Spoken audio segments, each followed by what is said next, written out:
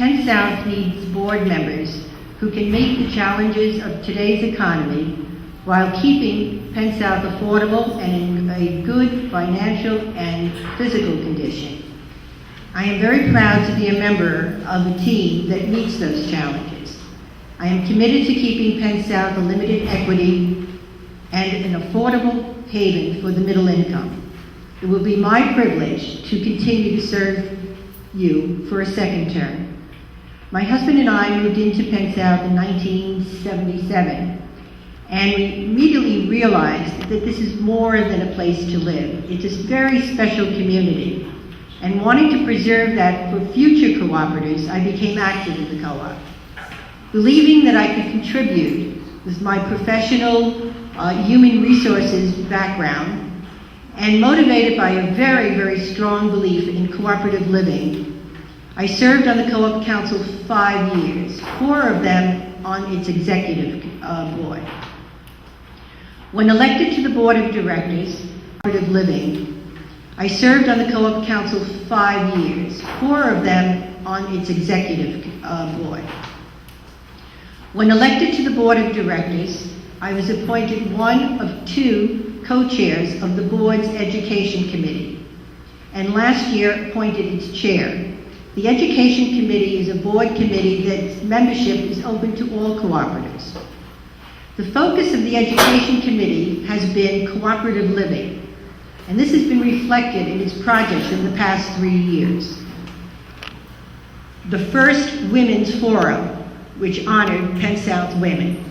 The first tour of Penn South for new cooperatives, and this was so successful that it's now an annual event joined together with the new cooperative branch. And also the introduction of the Children's Corner in the Penn South newsletter. With the committee's newly formed executive board, drawing from representatives from the committee, from management, and from the Co-op Council Executive Board, we have created another very strong working relationship between cooperatives and the board and the Co-op Council. The other board committees I serve on are the Operations, Finance, Long-Term Planning, Technology, and the Health and Social Services Committee. I also serve as a board liaison to the Parents Committee.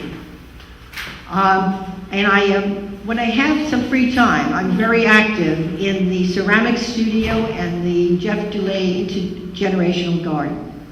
Again, thank you for coming, and it would be my honor to serve you for another term. Thank you. Vera Fongo, 6011F. While technically not a question for Bridget, she can answer just as well. I noticed in the book that Susan Raskin, Jack's wife, been co-chair of the Co-op Council for many years, and Jack has been on the board for many years. Is it right that one family should occupy so much power in a place as large as this? Could even consider it a conflict of interest? From where I sit, I look at Jack Raskin and I look at Sue Raskin, 2 people that have dedicated their lives to the co-op. And from my working with Sue for over 5 years on the Co-op Council, and my working with Jack for the past 3 years, I can say I see absolutely no conflict between these 2 people. And as a matter of fact, they complement each other, they complement the board and the Co-op Council. And I'm very happy that we have these 2 people working for us the way they do. For over 46 years, we've been living in this affordable housing with the high quality of life. We are doing something right, and we must continue it for the future. As shareholders, we all have a responsibility. It is our responsibility to work together in the co-op. I personally know what it is to balance work and a career and to have very limited time. But there are very positive and productive ways to get involved with the co-op. You can become a member, a leader, as a member of the board of directors, the co-op council. We keep on talking about the co-op council. My heart, although I'm on the board now, my heart is always still with the co-op council, our natural bridge of communication. The executive committees of the groups that you may belong to, the garden, the ceramics, the parents committee, and the board of directors of Penn South Services.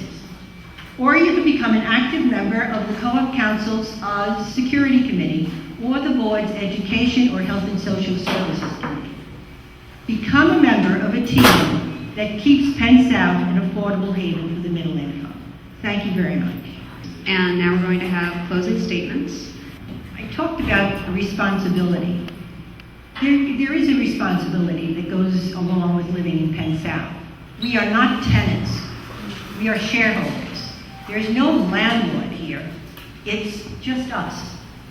And only working together with leaders on our board of directors, our co-op council, our management team, and the executive boards of our groups and clubs will we be able to keep Penn South well-maintained, financially sound, and with the highest quality of life. Some of the accomplishments we made this year are the installation of fiber optic cable network that will give us the capacity of state-of-the-art systems today and in the future. The renovation of the active recreation area that is being used by cooperatives of all ages. And if anyone was if you were around this summer, you hopefully took advantage of that and came to some of the barbecues that the Parents Committee had. The newly constructed seating area behind Building 6, which now jointly the building residents and the senior center will be able to use. The installation of our new door entry, emergency intercom, and security camera systems. And our major recycling initiative, thanks to a lot goes to Naomi Goldstein, our education director and communications director, for the recycling initiative that has helped us personally and has helped protect the environment.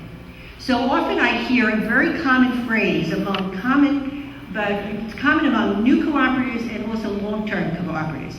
Though it starts out the same, if I didn't live in Penn South, I would not. It usually ends differently.